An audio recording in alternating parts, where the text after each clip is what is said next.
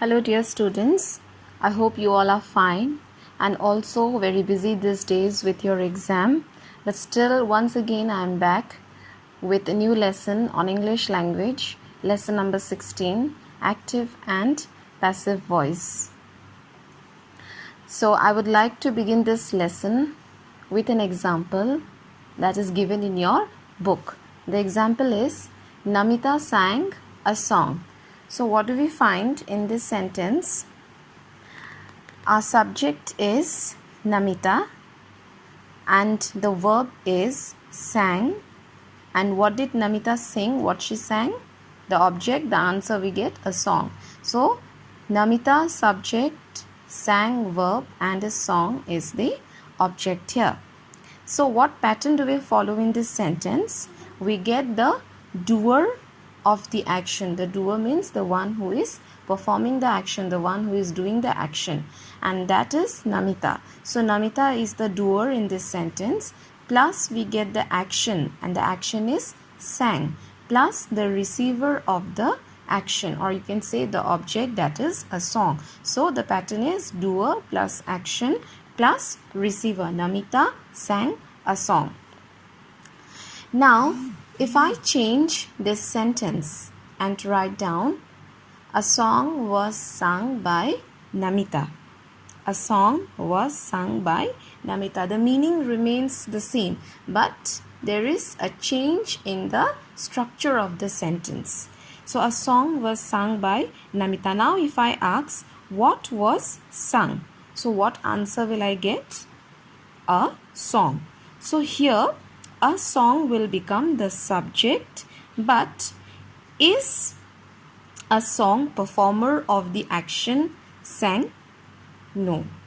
A song is not the performer of the action. We see the doer of this sentence, that is Namita sang a song. The one who is doing the action in this sentence is also Namita. But then the position of Namita has changed. Namita is no more a subject in this sentence, but it remains the doer in this sentence. So what pattern do we see here in this sentence? We see the pattern is the receiver comes at the beginning. The receiver or the object, the receiver of the action comes at the beginning, that is a song.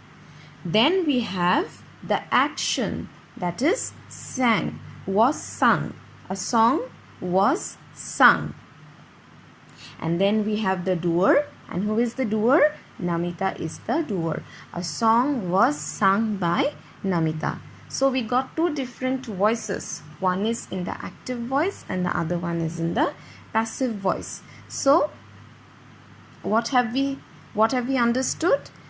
Voice is that form of the verb which indicates whether the subject is the doer of the action or something is being done to it. Okay, the subject is the doer of the action, that is the one who is performing the action. So that is voice. So when you are asked the definition of voice, you have to write this definition. And then how many voices are there? There are two types of voices, active and passive voice. What is the pattern of active voice? In active voice, the pattern is like this: the doer plus the action plus the receiver of the action. Whereas in a passive voice, we have the receiver at the beginning, the receiver of the action at the beginning, plus action and plus the doer of the action. And also in most of the passive voices, we use the word by followed by the doer. So this was all about active and passive voice. So now let's come to, and one more thing before we go to the exercise, we go to exercise number A. Just remember that only sentences with transitive verbs. So in one of the chapters we have done about transitive verbs and intransitive verbs. So what do we see? In transitive verbs we have an object. So transitive verbs always can be changed into passive voice. Only sentences with transitive verbs, that is verbs which has an object, can be changed into passive voice. So this you should keep in mind. Intransitive verbs, they cannot be changed to passive voice. Now exercise number A, read the following sentences and tick the correct options to state whether they are in the active or passive voice. So I have already done the first one, and the rest of the numbers also you can see and tick mark in your book. The parcel was delivered by the postman. So just can you tell me what voice it is? It is an active or passive voice? The parcel was delivered by the postman. This sentence is in the passive form. It's in the passive voice. Why it is the passive voice? Let's all recall the pattern we need to remember while framing sentences in passive voice. That is the receiver of the action, that is the parcel, the object. Then we have the verb. Was delivered is the verb, and then we have the word by plus the subject, plus the doer of the action, that is the postman. So the postman is the doer in this sentence, which comes at the end. So therefore this sentence is in passive voice. Now let's go to the uses of passive voice. Now generally we see the sentences in active voices, but then in some cases we need to use passive voice. So when are we going to use passive voice? Now passive voice is used if the doer of action is not known. That means the person or the one who is doing the action is not known. Then we need to use passive voice. The example is given here. Mother's purse was stolen. So here we do not have the doer in this sentence. We do not know who is the person who has done the action of stealing the purse, and therefore in this kind of sentences passive voice is used. Then again on page number 85, if the stress is more on action rather than the doer of the action. So a cucumber was chopped. So here the stress is more on the action being performed rather than the person who has chopped it.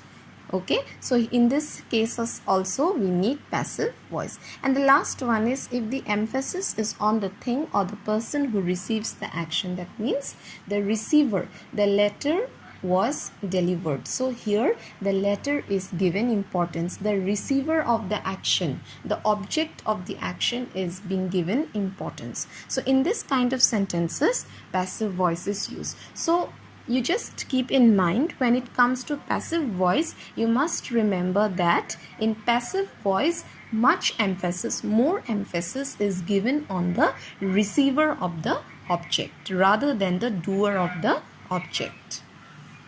Then we have the features, the different features while changing a sentence from the active to passive voice. The first feature is the object of the verb in the active becomes the subject in the passive voice. Naman kicked the ball. So here in this active voice the subject is Naman. Whereas when I change it into passive voice, my subject will become ball. So the object, that is the ball, now changes into the subject, that is the ball was kicked by Naman. Then the next one, the subject of the active voice is expressed as by. So I have already said we have to use the word by. And then the third one, the form of the verb is changed according to the tense. So you need to see the tense. Accordingly, the passive voice also you have to frame. According to the given tenses, you have to change the sentences. Okay, Kanak writes a letter. So it is in simple present tense. Kanak writes a letter. So when you will change it into passive, you have to write a letter is written by Kanak. So Kanak is the doer of the action in sentence A and letter is the subject in sentence B, but it is not the doer of the action. Okay. Then Mohan eats an apple and apple is eaten by Mohan. So in this way you have to change the sentences from active to passive voice. And then you can see this chart here how the tenses changes. Simple present, write. In passive it will be is written. Am writing is being written, wrote will be was written, and was writing will be was being written. So this way you have to change. And then coming to personal pronouns. Personal pronouns also change in the passive voice. Example, I eat an apple. Now, when you change it into passive voice, instead of I, you have to write down an apple is eaten by me. Okay, so I changes to me. So on the next page, you'll see the table, how it changes. So on page number 86, you can see here, I changes to me, we to us, he, him, she, her, they, them. Now if I say we played football, so when we change the sentence, how it will be in passive voice? Football was played by us. We cannot use football was played by we. That will be wrong. Football was played by us. And then when it comes to you and it pronouns, personal pronouns, they remain unchanged in the passive form. So you also in the passive, it will be you as well as it. Now coming to the different tenses, we have simple present tense. Now what is the pattern we need to follow when we change in simple present tense? In passive voice, simple present tense will be is, am, are plus past participle form of the verb. So how? With one example, let's see. Rita writes a story. So when we change, we have to follow this pattern, is, am, are plus past participle. Is plus written. Written is the past participle form of the verb write. Write, wrote, written. So this is the way we change. Okay. So these are the exercises. Please go through and write it down in your book. Now coming to present continuous tense. Now how we have to change? What is the pattern that we need to follow? Is, are, am plus being. Okay. Present continuous is, are, am plus being. B-E-I-N-G, being plus the past participle form of the verb. Example, Rita is writing a story. So when we change, we have to use this pattern. A story is being written by Rita. So is there plus being plus the past participle form of the word write. Write, wrote, written. So written you have to write down. Okay. Okay. Then exercise D also I have done. Please write it down. And page number 87. Coming to present perfect tense. So what is the pattern that we need to follow in present perfect tense? In passive voice, present perfect tense, the pattern that we need to remember is has, have plus been. Okay, B-E-E-N, been. In continuous, we had seen being, B-E-I-N-G. Whereas in present perfect, we have to use been plus the past participle form of the verb. So example, Ravi has eaten an apple. So an apple has been. Has plus been plus the past participle form of the verb eat. That is eaten. An apple has been eaten by Ravi. Now simple past tense. How do we change? We write down. In the passive voice, we write was where because it is in past tense. Was where plus the past participle form of the verb. Example, Rita wrote a story. That is in simple past tense. Rita wrote a story. And then when we change it, it will be a story was written by Rita. That is was. We have used was because a story, it is in the singular form was. If it is in the plural form, you have to write down where. Was plus the past participle form of the verb write. Write, wrote, written. So a story was written by Rita. Okay, then two more exercises, G and H. Now on the next page number 88. Past continuous tense. Same like present continuous, we had used being. Even in the past continuous also we have to use being. But how? Was where plus being plus past participle form of the verb. Rita was writing a story. A story was plus being plus the past participle form of the verb. Written. A story was being written by Rita. Again, two more exercises. Then past perfect tense. Again, we have to use same like present perfect been. B-E-E-N, been. So, had, because it is in the past tense, had plus been plus past participle form of the verb. That is, she had completed the work. The work had plus been plus the past participle form of the verb, that is completed by her.